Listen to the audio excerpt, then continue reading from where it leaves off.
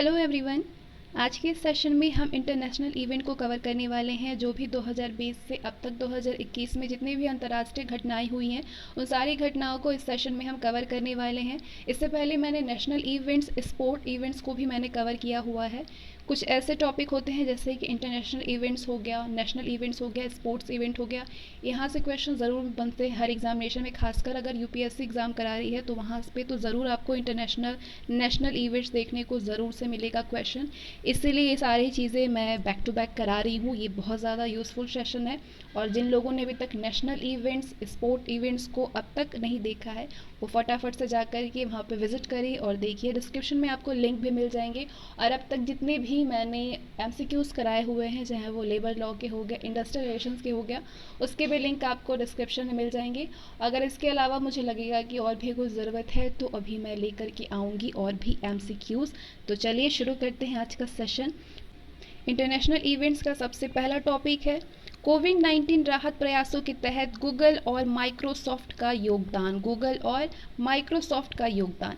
भारत में कोविड-19 के संक्रमण के बढ़ते मामलों के बीच दिग्गज टेक कंपनी गूगल और माइक्रोसॉफ्ट ने महामारी के विरुद्ध भारत की इस जंग में सहायता की घोषणा की है।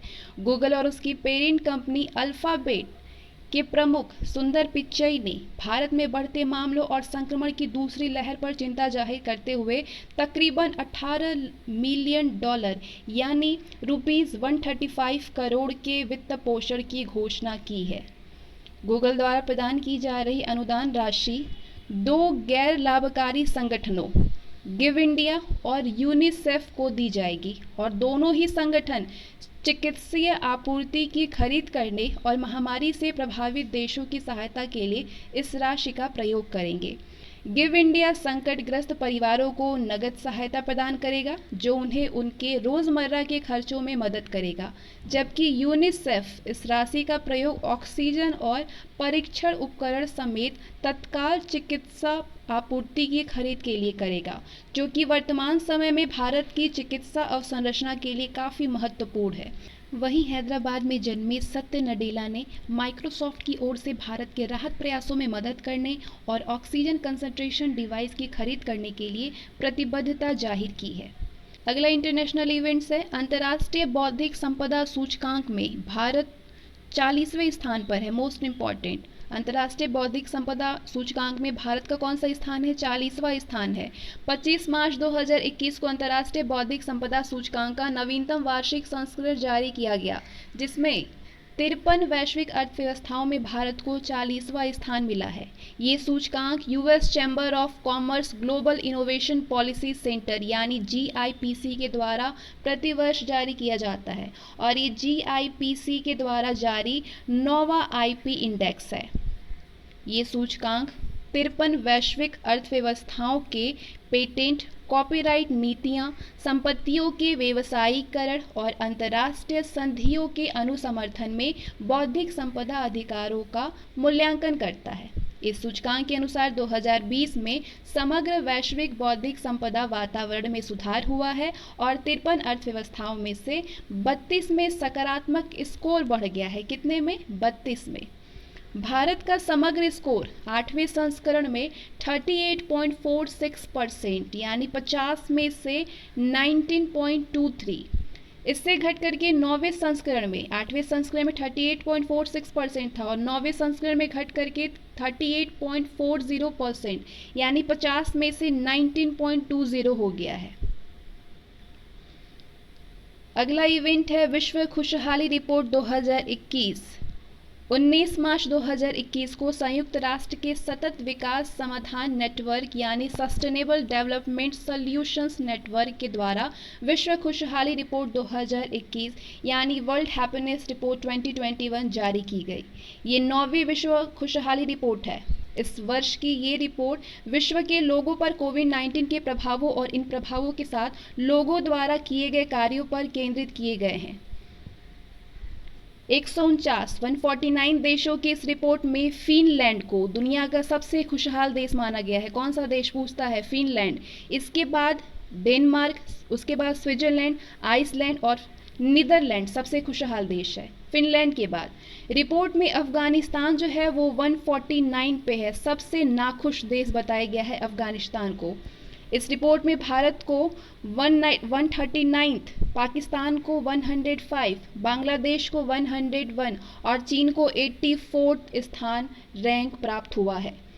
2020 में भारत को 156 देशों में से 144वां स्थान प्राप्त हुआ था। 2020 में भारत को 156 देशों में 144वां स्थान प्राप्त था। अगला इवेंट है फूड वेस्ट इंडेक्स रिपोर्ट 2021। हाल ही में संयुक्त राष्ट्र पर्यावरण कार्यक्रम यूनेप के द्वारा WRAP के सहयोग से फूड वेस्ट इंडेक्स रिपोर्ट 2021 जारी किया गया। इस रिपोर्ट के अनुसार दुनिया भर में 2019 में अनुमानित 931 मिलियन टन भोजन बर्बाद हुआ। इस बर्बादी में घरों का योगदान 61%, खाद्य सेवाओं का 26%, जबकि खुदरा क्षेत्र का 13% योगदान है। रिपोर्ट के अनुसार भारत में घरेलू भोजन की बर्बादी प्रति वर्ष 50 किलोग्राम प्रति व्यक्ति है। वहीं अमेरिका में ये प्रति वर्ष 59 किलोग्राम प्रति व्यक्ति और चीन में प्रति वर्ष 64 किलोग्राम प्रति व्यक्ति है। अगला इवेंट है क्यूएस वर्ल्ड यूनिवर्सिटी रैंकिंग 2021। 3 मार्च 2021 को क्यूएस वर्ल्ड यूनिवर्सिटी ने वर्ष 2021 की रैंकिंग जारी की, जिसमें किसी भी भारतीय संस्थान को शीर्ष 100 में जगह नहीं मिली है। तो ये है भारतीय संस्थानों की रैंकिंग, शीर्ष 100 में तो जगह नहीं मिली है। ये संस्थान है उनकी, ये रैंकिंग है 2021 में। ओवरऑल स्कोर क्या है वो दिया हुआ है इस चार्ट में। तो संस्थान है IIT बॉम्बे, रैंकिंग है 172 2021 में। ओवरऑल स्कोर की बात करें तो 46 है। IISc बंगलुरु की रैंकिंग की बात करें तो 185 है, overall score 44.9। IIT Delhi ranking 193, overall score 43.9। IIT Madras ranking 275, overall score 35.5। IIT Kharagpur ranking 314, overall score है 33.2। IIT कानपुर रैंकिंग है 350, ओवरऑल स्कोर है 30.9। IIT रुड़की रैंकिंग है 383, IIT रुड़की 383 रैंक पे है, ओवरऑल स्कोर है 28.7।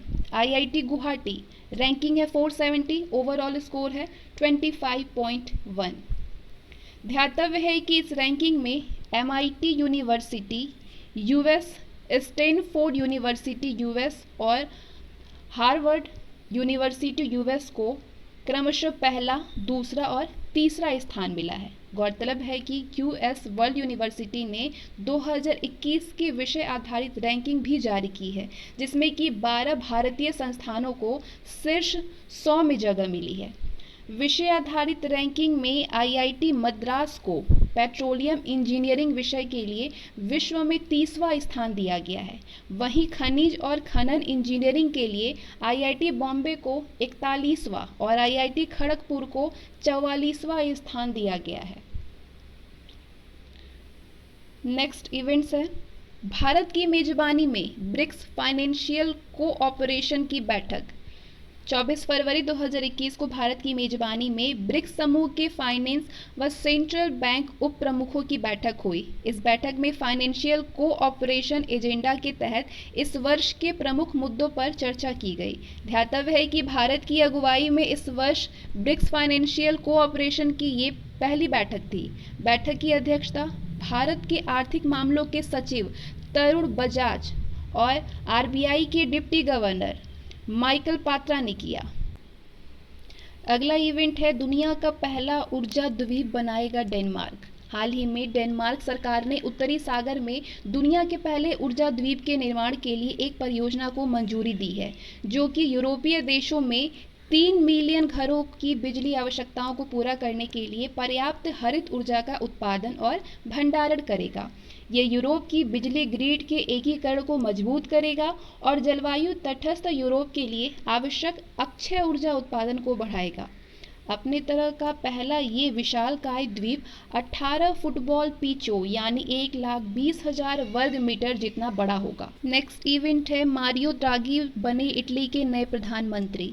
13 फरवरी 2021 को यूरोपीय सेंट्रल बैंक के पूर्व प्रमुख मारियो ड्रागी ने इटली के नए प्रधानमंत्री के तौर पर औपचारिक रूप से शपथ ली।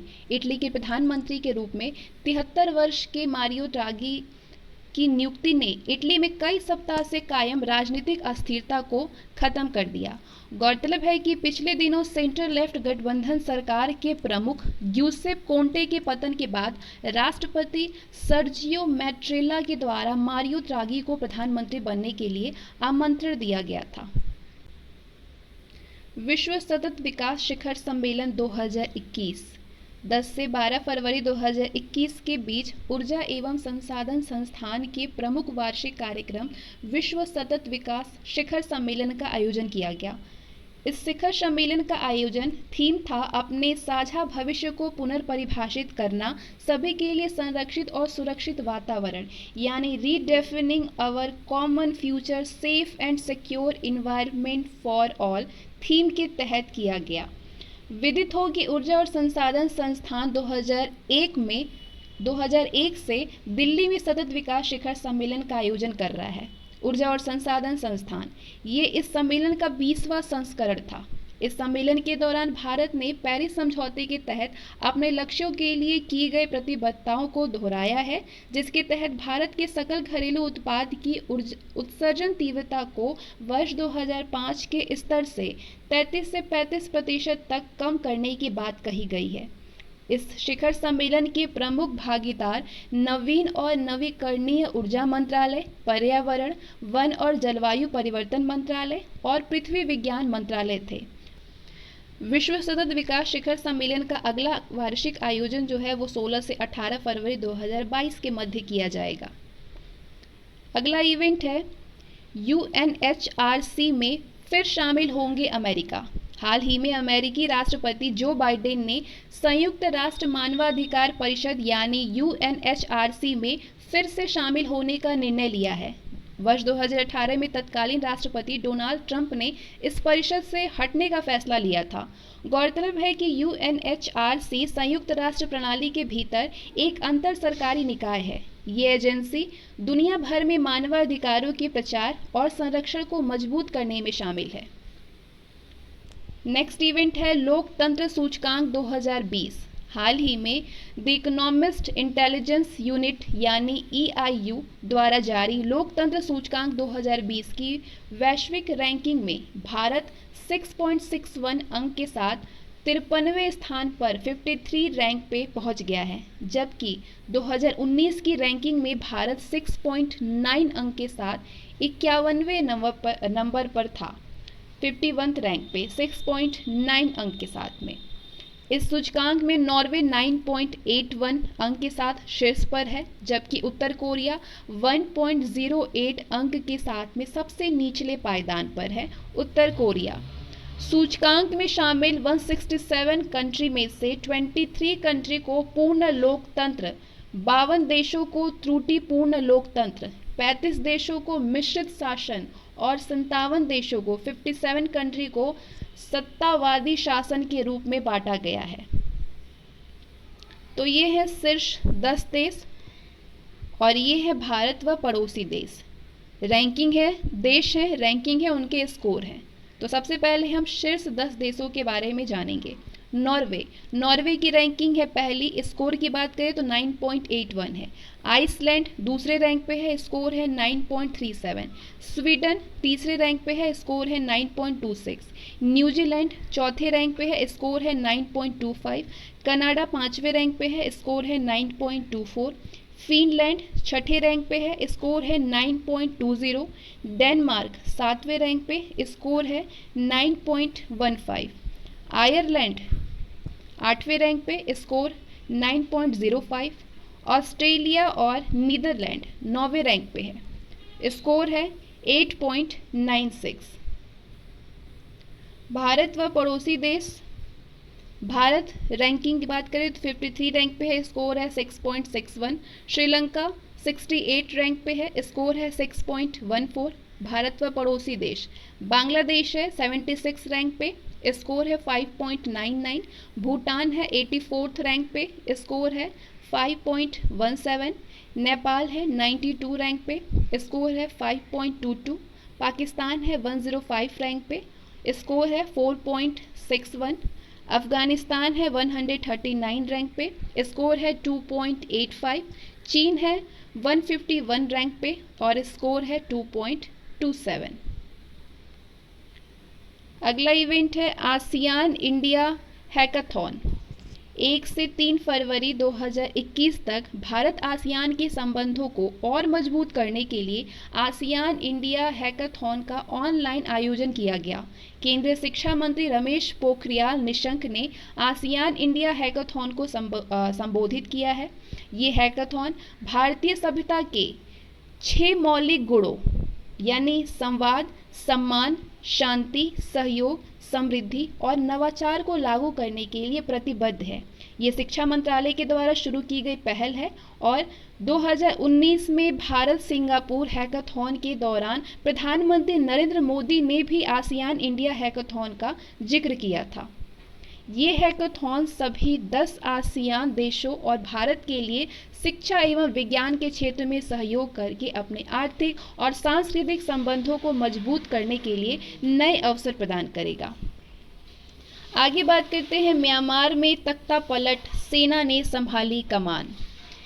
1 फरवरी 2021 को म्यांमार की सेना ने अपने देश की सरकार का तख्ता पलट करते हुए 1 वर्ष के लिए देश में आपातकाल घोषित कर दिया। सेना ने देश की राज्य काउंसलर आंग सान सू की और कई अन्य नागरिक नेताओं को भी हिरासत में ले लिया।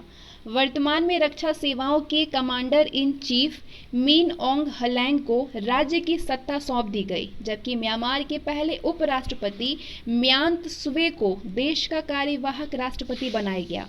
तख्ता पलट के कारण को लेकर के सैन्य अधिकारियों ने 8 नवंबर 2020 को हुए चुनावों के बड़े पैमाने पर वोटिंग में धोखाधड़ी की बात कही है। गौरतलब है कि देश में 50 वर्ष के सैन्य शासन से उभरने के उपरांत वर्ष 2011 के बाद दूसरा लोकतांत्रिक चुनाव नवंबर 2020 में हुआ था। अगला इवेंट है भारत IES के बीच समझौता। 27 जनवरी 2021 को भारत ने अंतर्राष्ट्रीय ऊर्जा एजेंसी यानी IEA के सदस्यों के साथ रणनीतिक साझेदारी के लिए बने फ्रेमवर्क पर हस्ताक्षर किया। ये समझौता भारत के लिए IEA का पूर्ण सदस्य बनने की दिशा में एक और कदम होगा। इस समझौते के तहत सदस्य के देशों के बीच आपसी विश्वास, मजबूत सहयोग, वैश्विक ऊर्जा सुरक्षा, स्थिरता और टिकाऊपन को बढ़ावा मिलेगा। इस साझेदारी से सदस्य देश एक दूसरे के बीच ज्ञान का व्यापक आदान प्रदान कर सकेंगे। आगे बात करेंगे, जो बाइडेन बने अमेरिका के 46वें राष्ट्रपति। 20 जनवरी 2021 को जो बाइडेन ने अमेरिका के 46वें राष्ट्रपति के रूप में शपथ लिया है। वहीं कमला हैरिस ने 49वें उपराष्ट्रपति के रूप में शपथ ली। इस प्रकार हैरिस इस पद पर पहुंचने वाली पहली महिला, पहली अश्वेत और पहली एशियाई अमेरिकी बन गई हैं। ध्यातव्य है कि जो बाइडेन ओबामा प्रशासन में 2 बार उपराष्ट्रपति रह चुके हैं। जो बाइडेन इन्हें तत्कालीन अमेरिकी राष्ट्रपति बराक ओबामा के द्वारा अमेरिका का सर्वोच्च सम्मान प्रेसिडेंशियल मेडल ऑफ फ्रीडम से नवाजा गया था। अरब भारत सहयोग मंच का आयोजन। 12 जनवरी 2021 को अरब से भारत सहयोग मंच की तीसरी वरिष्ठ अधिकारियों की बैठक वर्चुअली आयोजित की गई। इस बैठक की अध्यक्षता संजय भट्टाचार्य, सचिव CPV और OIO और राजदूत मोहम्मद अबू अल खैर, सहायक विदेश मंत्री और अरब राज्यों की लीग के लिए मिस्र के स्थायी प्रतिनिधि ने किया।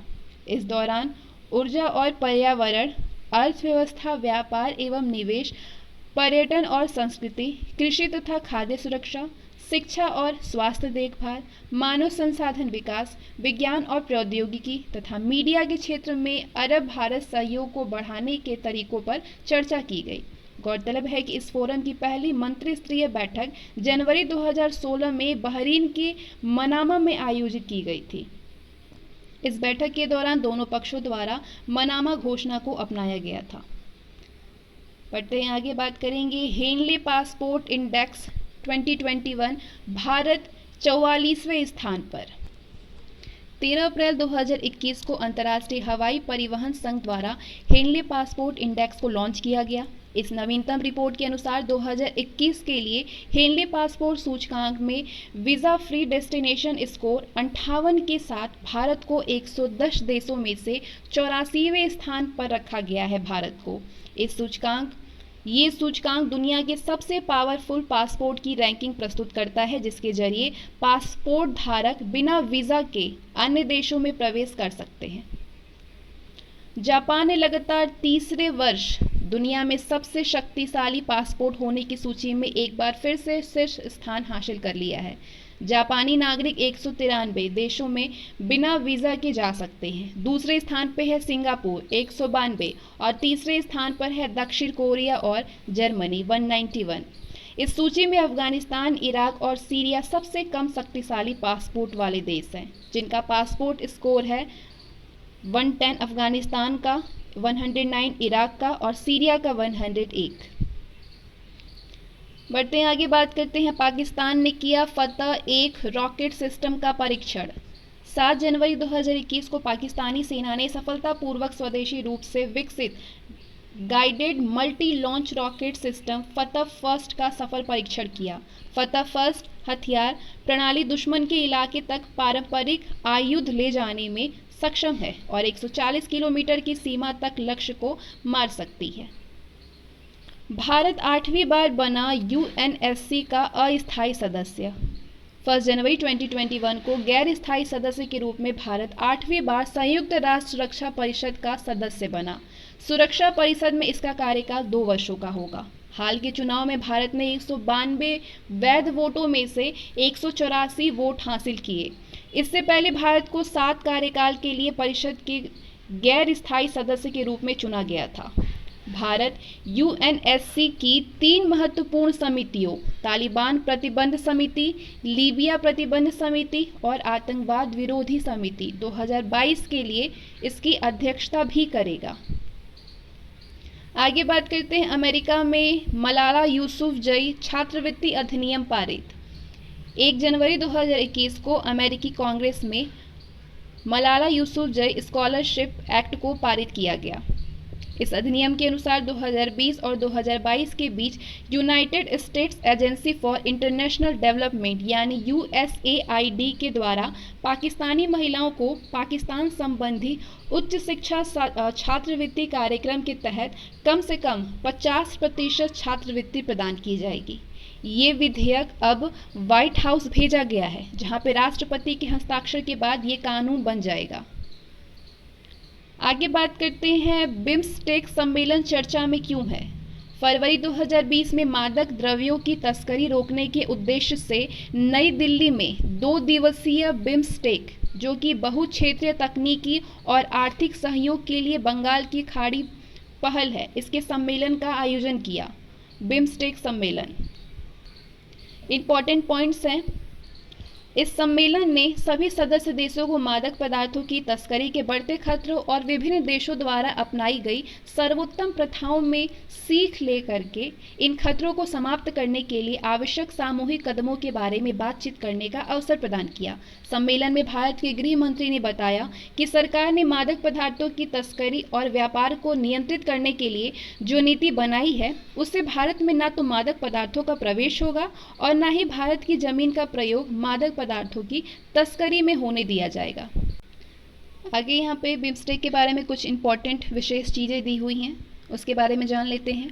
बिम्स्टेक एक उप क्षेत्रीय आर्थिक सहयोग समूह के रूप में बिम्स्टेक का गठन हुआ था। जून 1997 में बैंकॉक घोषणा के द्वारा किया गया था। जून 1997 में प्रारंभ में इस संगठन में बांग्लादेश, भारत, श्रीलंका और थाईलैंड शामिल था और इसका नाम बिस्टेक था, यानी B for Bangladesh, I for India, S for Sri Lanka, T for Thailand, E economic cooperation था। उसके बाद दिसंबर 1997 में म्यांमार भी इस समूह से जुड़ गया और इसका नाम बिम्स्टेक हो गया। इसके बाद फिर से फरवरी 2004 में भूटान और नेपाल भी इस समूह में शामिल हो गया और इसके बाद इसका नाम बिम्स्टेक हो गया। बी फॉर यानी बांग्लादेश, भारत, म्यांमार, श्रीलंका और थाईलैंड तकनीकी और आर्थिक सहयोग का नाम बदल करके बिम्स्टेक रखा गया है। बिम्स्टेक जो कि बहुक्षेत्र तकनीकी और आर्थिक सहयोग के लिए बंगाल की खाड़ी पहल है।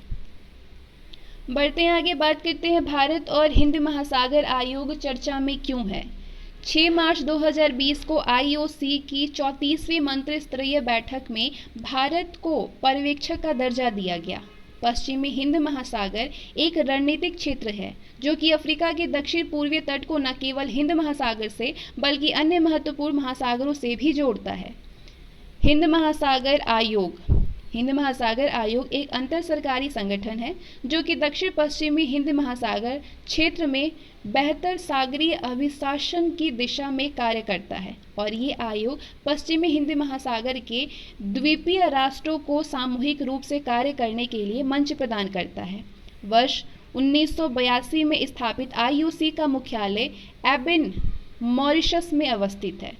वर्तमान में हिंद महासागर आयोग में 5 देश हैं: कोमोरोस, मेडागास्कर, मॉरिशस, रियूनियन जो कि फ्रांस के नियंत्रण में है और सेशल्स शामिल है। आईओसी देश मुख्यतः पश्चिमी हिंद महासागर क्षेत्र में स्थित है। वर्तमान में भारत के अलावा इस आयोग के 4 पर्यवेक्षक हैं: चीन, यूरोपीय यूनियन, माल्टा और इंटरनेशनल ऑर्गेनाइजेशन ऑफ ला फ्रांकोफोनी। हाल ही में आईओसी ने समुद्री सुरक्षा के क्षेत्र में नेतृत्व प्रदर्शित किया, जो कि समुद्री सुरक्षा भारत और हिंद महासागर के तटीय देशों के मध्य संबंधों की महत्वपूर्ण विशेषता है। इसलिए भारत के लिए आईओसी के महत्व को समुद्री सुरक्षा के आधार पर समझा जाना चाहिए। आगे बात करते हैं, भारत नेपाल सीमा विवाद चर्चा में क्यों है। मई 2020 में नेपाल ने एक नया राजनीतिक मानचित्र जारी करते हुए उत्तराखंड के कालापानी, लिम्पियाधुरा और लिपुलेख क्षेत्र को नेपाल के हिस्से के रूप में दर्शाया है। इंपॉर्टेंट पॉइंट है, भारत ने नेपाल के नवीन राजनीतिक मानचित्र को पूरी तरह से कृत्रिम और भारत के लिए अस्वीकार्य बताया है। भारत के अनुसार नेपाल का ये कृत्य एक पक्षीय है और कूटनीतिक संवाद के माध्यम से सीमा विवाद संबंधी मुद्दों को हल करने के समझौते के विपरीत है। उल्लेखनीय है कि कैलाश मानसरोवर यात्रा के समय को कम करने के लिए भारत और चीन को जोड़ने वाली एक मोटरेबल लिंक सड़क का भारत के रक्षा मंत्री द्वारा हाल ही में उद्घाटन किए जाने के बाद नेपाल ने ये कदम उठाया है। ये सड़क लिपुलेख दर्रे में उस क्षेत्र से होकर के गुजरती है जिसे कि नेपाल अपना क्षेत्र बताता है। भारत ने 2 नवंबर 2019 को एक नवीन मानचित्र प्रकाशित किया था जो कि जम्मू कश्मीर और लद्दाख को केंद्र शासित प्रदेश के रूप में दर्शाता है। इसी मानचित्र में काला पानी को भी भारतीय क्षेत्र के रूप में दर्शाया गया है। नेपाल ने परामर्श के बिना लिपुलेख दर्रे का उपयोग व्यापार के लिए करने के लिए भारत और चीन के बीच 2015 के समझौते पर भी नाराजगी व्यक्त की थी। सीमा विवाद। वर्तमान में भारत और नेपाल के मध्य विवाद का मुख्य कारण काला पानी, लिम्पियाधुरा और लिपुलेख सीमा विवाद है। काला पानी, लिम्पियाधुरा और लिपुलेख विवाद है क्या, इसके बारे में समझते हैं। भारत और नेपाल दोनों ही इस क्षेत्र को अपने अपने देश का अभिन्न हिस्सा मानते हैं। भारत के अनुसार ये क्षेत्र उत्तराखंड के पिथौरागढ़ जिले का हिस्सा है, जबकि नेपाल इस क्षेत्र को धारचूला जिले का हिस्सा मानता है। नेपाल द्वारा इस संबंध में सुगौली ट्रीटी का जिक्र किया जाता है। नेपाल के विदेश मंत्रालय के अनुसार सुगौली संधि के तहत काली यानी महाकाली नदी के पूर्व के सभी क्षेत्र जिनमें कि लिम्पियाधुरा, काला पानी और लिपुलेख शामिल है, नेपाल के अभिन्न अंग है। एंग्लो नेपाली युद्ध के बाद नेपाल और ब्रिटिश भारत द्वारा सुगौली का संधि हस्ताक्षरित की गई थी। उल्लेखनीय है कि सुगौली संधि में महाकाली नदी को नेपाल की पश्चिमी सीमा के रूप में परिभाषित किया गया है।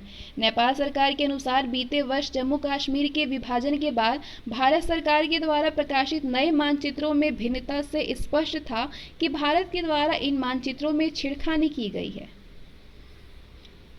बढ़ते हैं आगे, बात करते हैं पूर्वी एशिया शिखर सम्मेलन चर्चा में क्यों है।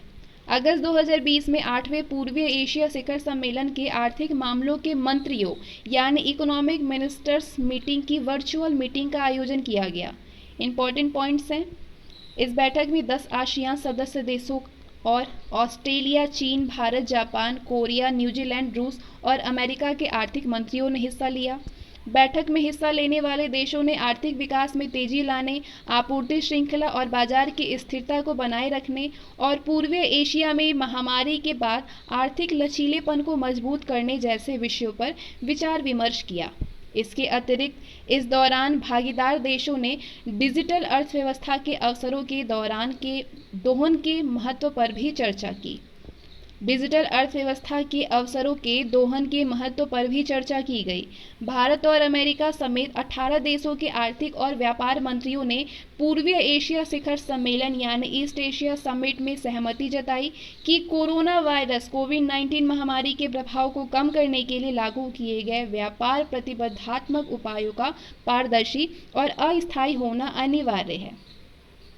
बैठक के बाद जारी बयान के अनुसार बैठक में शामिल सभी भागीदारों ने इस बात पर भी जोर दिया कि कोविड-19 महामारी के प्रसार को रोकने के लिए लागू किए गए उपायों से वैश्विक और क्षेत्रीय आपूर्ति श्रृंखलाओं में अनावश्यक अवरोध या व्यवधान उत्पन्न नहीं होना चाहिए। तो आगे ये पूर्वी एशिया शिखर सम्मेलन के बारे में थोड़ी जानकारी प्राप्त कर लीजिए इस बॉक्स के जरिए। ये एशिया पैसिफिक क्षेत्र के 18 देशों द्वारा संचालित एक विशिष्ट मंच है जिसका गठन क्षेत्रीय शांति, सुरक्षा और समृद्धि के उद्देश्य से किया गया था। EAS यानी ईस्ट एशिया समिट पूर्वी एशिया शिखर सम्मेलन को आम क्षेत्रीय विषयों, राजनीति, सुरक्षा और आर्थिक मुद्दों पर सामरिक वार्ता तथा सहयोग के लिए एक मंच के रूप में विकसित किया गया है जो कि क्षेत्रीय विकास में महत्वपूर्ण भूमिका निभाता है। इस संबंध में ईस्ट एशिया ग्रुपिंग की अवधारणा पहली बार 1991 में मलेशिया के तत्कालीन प्रधानमंत्री ने प्रस्तुत किया था, लेकिन पूर्वी एशिया शिखर सम्मेलन की स्थापना वर्ष 2005 में की गई। पूर्वी एशिया शिखर सम्मेलन में 10 आसियान सदस्य देशों के अलावा ऑस्ट्रेलिया, चीन, भारत, जापान, कोरिया, न्यूजीलैंड, रूस और अमेरिका भी शामिल है। बढ़ते हैं आगे, बात करते हैं भारत आसियान चर्चा में क्यों है। 12 नवंबर 2020 को 17वें आसियान भारत शिखर सम्मेलन को आभासी रूप से वियतनाम की अध्यक्षता में आयोजित किया गया, जिसमें कि भारतीय प्रधानमंत्री ने भागीदारी की। इस दौरान दक्षिण चीन सागर और आतंकवाद सहित सामान्य हित एवं चिंता के क्षेत्रीय और अंतर्राष्ट्रीय मुद्दों पर चर्चा की गई। इंपॉर्टेंट पॉइंट्स हैं, आसियान के साथ भारत का संबंध हमारी विदेश नीति की एक प्रमुख आधारशिला के रूप में उभरा है, जिसका विकास 1990 के दशक की शुरुआत में भारत द्वारा प्रारंभ लुक ईस्ट पॉलिसी से माना जा सकता है। वर्ष 1992 में भारत को आसियान का क्षेत्रीय भागीदार अथवा क्षेत्रीय सेक्टर पार्टनर और 1996 में एक डायलॉग पार्टनर बनाया गया और 2002 में आसियान भारत शिखर सम्मेलन की शुरुआत हुई। 16वां भारत आसियान शिखर सम्मेलन बैंकॉक, थाईलैंड में 3 नवंबर 2019 को आयोजित किया गया था। शिखर सम्मेलन में चर्चा का प्रमुख विषय क्या था?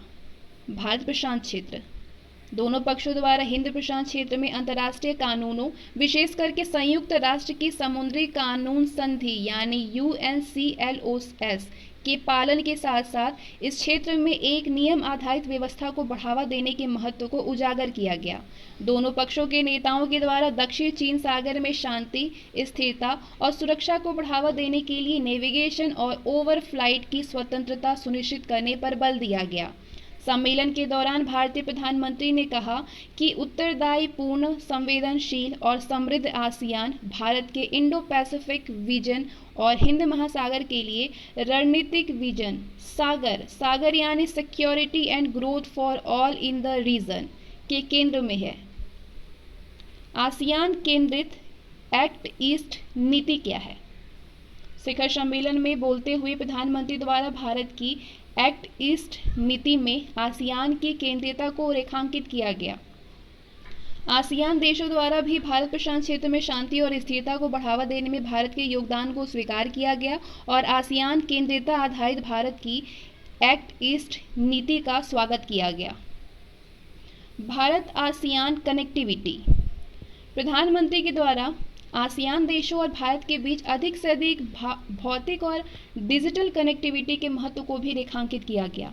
सम्मेलन में भारत आसियान कनेक्टिविटी का समर्थन करने के लिए $1 बिलियन की क्रेडिट लाइन के भारत के प्रस्ताव को दोहराया गया। $1 बिलियन की क्रेडिट लाइन।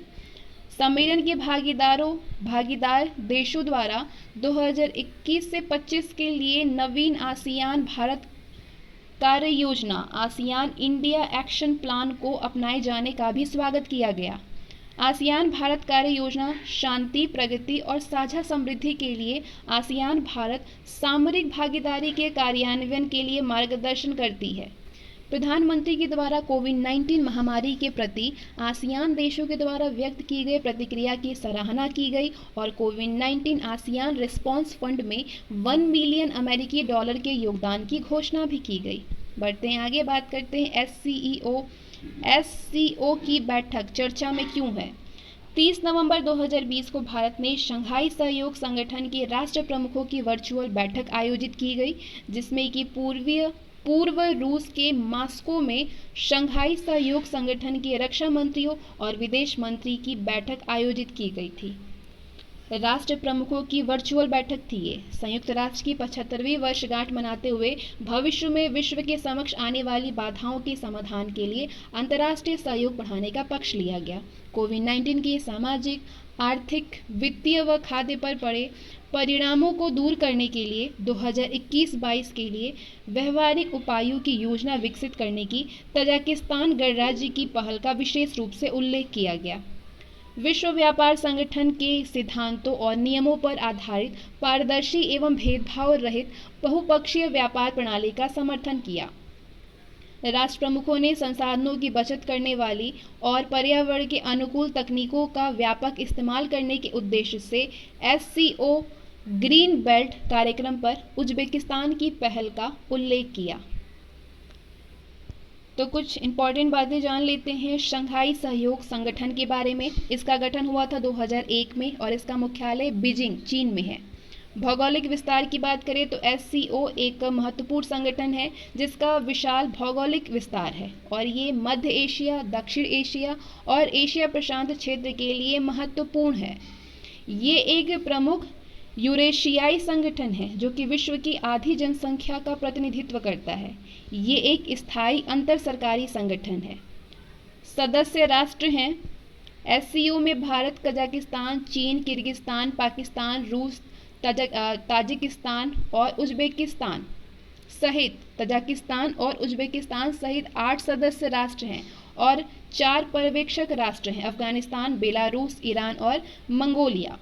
रूस के आग्रह पर भारत 2017 में एससीओ में शामिल हुआ। रूस के आग्रह पर शामिल हुआ भारत और चीन ने पाकिस्तान के प्रवेश के साथ एससीओ में भारत के प्रवेश को संतुलित किया। स्थायी निकाय संगठन के 2 स्थायी निकाय हैं, बीजिंग जो कि चीन में है, चीन स्थित एससीओ सचिवालय, और ताशकंद उज्बेकिस्तान में स्थित क्षेत्रीय आतंकवाद रोधी संरचना की कार्यकारी समिति। महत्व की बात करें तो इसमें उत्तरी अटलांटिक संधि संगठन को संतुलित करने की क्षमता है। अधिदेश एससीओ का एक उभरता अधिदेश है कि इसके आर्थिक, राजनीतिक, सांस्कृतिक और क्षेत्रीय सुरक्षा संगठन होने के कारण शुरू हुआ। आगे हम प्रमुख अंतर्राष्ट्रीय सम्मेलन देखने वाले हैं एक नज़र में। यह सम्मेलन और ये किस स्थान पे आयोजित हुआ था उसके बारे में जानने वाले हैं आप। तो 47वां सम्मेलन G7 शिखर सम्मेलन कहाँ पे हुआ था? कॉर्नवाल में हुआ था जो कि यूके में है, यूके के कॉर्नवाल में हुआ था।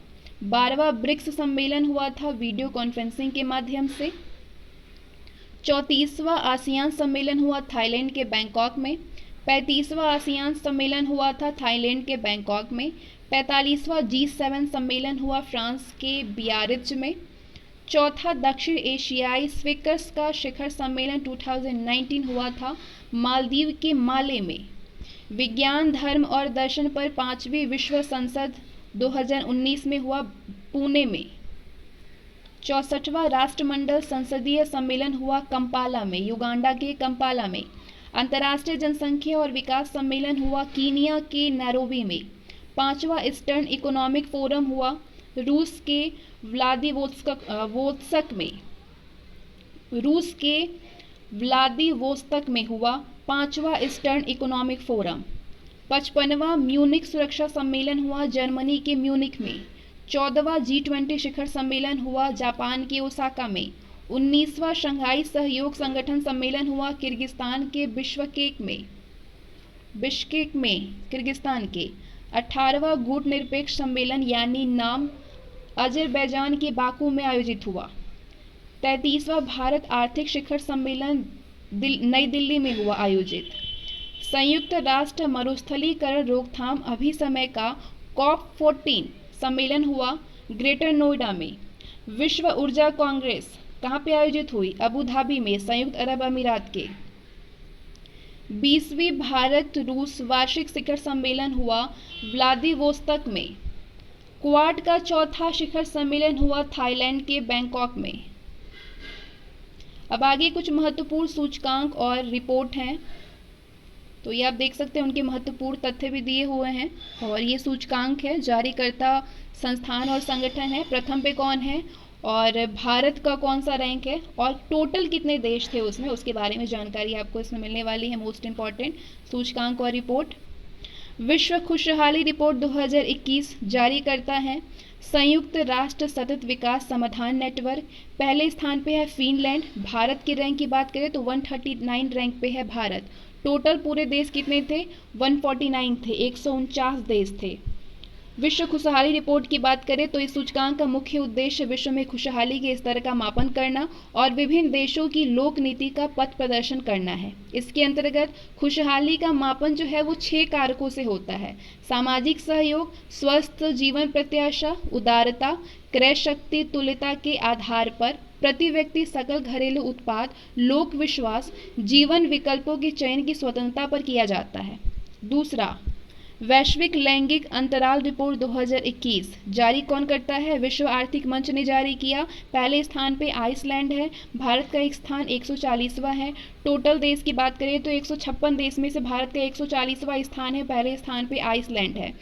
वैश्विक लैंगिक अंतराल रिपोर्ट 2021 की बात करें तो ये जो रिपोर्ट है इसके तहत स्वास्थ्य, शिक्षा, अर्थव्यवस्था और राजनीति के क्षेत्र में महिला एवं पुरुष के बीच भेदभाव मिटाने में मिली सफलता का आकलन किया जाता है। इस सूचकांक में राजनीतिक सशक्तिकरण, शैक्षणिक उपलब्धियां, आर्थिक भागीदारी एवं अवसर, स्वास्थ्य एवं उत्तरजीविता के आधार पर महिलाओं की स्थिति का आकलन किया जाता है। अगला है विश्व प्रेस स्वतंत्रता सूचकांक 2021 जारी करता है रिपोर्ट्स विदाउट बॉर्डर्स। पहले स्थान पे है नॉर्वे। टोटल 180 देश हैं जिसमें से भारत का स्थान है विश्व प्रेस स्वतंत्रता सूचकांक में 142वां, पहले स्थान पे है नॉर्वे। विश्व प्रेस स्वतंत्रता सूचकांक ये 2002 से रिपोर्टर्स सेंस फ्रंटियर्स यानी RSF या रिपोर्टर्स विदाउट बॉर्डर्स के द्वारा प्रत्येक वर्ष प्रकाशित किया जाता है। ये सूचकांक बहुलवाद के स्तर, मीडिया की स्वतंत्रता, मीडिया के लिए वातावरण और स्वयं सेंसरशिप, कानूनी ढांचे, पारदर्शिता के साथ साथ समाचारों और सूचनाओं के लिए मौजूद बुनियादी ढांचे की गुणवत्ता के आकलन के आधार पर तैयार किया जाता है। वैश्विक भूख सूचकांक 2020 जारी करता है कंसर्न वर्ल्ड वाइड एवं वेल्ट हंगर हेल्थ। पहले स्थान पे है बेलारूस सहित अन्य 16 देश, कुल 17 देश। भारत का स्थिति है 94 स्थान पे है, रैंक पे है 94। टोटल कितने देश थे? 107, 107। वैश्विक भूख सूचकांक जो है ये वैश्विक क्षेत्रीय एवं विभिन्न देशों के स्तर पर भूख का मूल्यांकन करना होता है। इसमें ग्लोबल हंगर रिपोर्ट 2020 का मुख्य विषय है 1 decade to zero hunger linking health and sustainable food system. अगला है सामाजिक प्रगति सूचकांक 2020 जारी करता है सोशल प्रोग्रेस इम्परेटिव। पहले स्थान पे है नॉर्वे। भारत का स्थान है 117वां। टोटल 163 देश हैं। सामाजिक प्रगति सूचकांक में आर्थिक विकास के साथ साथ सामाजिक विकास का मापन करना होता है। इसमें सामाजिक प्रगति सूचकांक 3 आयामों में होता है। मानव की बुनियादी आवश्यकताएं सुख के आधार और अवसर पर आधारित होती है। ये जारी होती है। अगला है मानव विकास सूचकांक 2020, जारी करता है संयुक्त राष्ट्र विकास कार्यक्रम। नॉर्वे पहले स्थान पे है और 131वां स्थान है भारत का। टोटल कंट्री की बात करें तो 189 टोटल कंट्री थे इसमें।